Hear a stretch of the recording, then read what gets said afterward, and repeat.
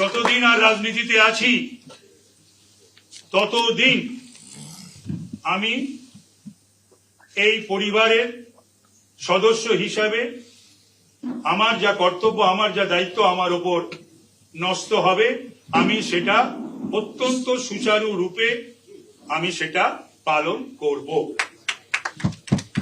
আমি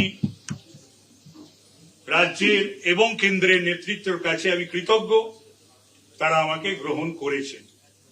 এবং সঙ্গে সঙ্গে আমি একথাও বলি যে বাংলার বুকে যে অরাজক পরিস্থিতি, একটি সরকার,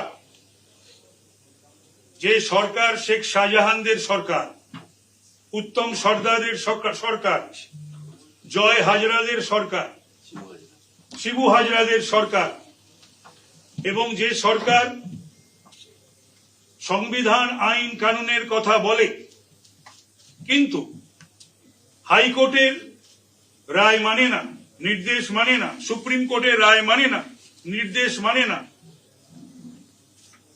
পশ্চিম বাংলা থেকে এই সকল অমানবিক জলদস্যুদের যাতে আগামী দিনে আমরা সকলে মিলে যাতে শান্তির বাংলা গড়তে পারি, সেই উদ্দেশ্যেই আজকে আমি শপথ নিয়ে বিজেপিতে আমি যোগদান করলাম। ভালো থাকবেন আপনারা। এরপরে আমাকে যে দায়িত্ব জেলা প্রদেশ স্তর থেকে আমাকে দেওয়া হবে আমি সেই দায়িত্বই পালন করব। এবং বিগত দিনে যেমন ভাবে আমি সিরিয়াসলি, সিনসিয়ারলি,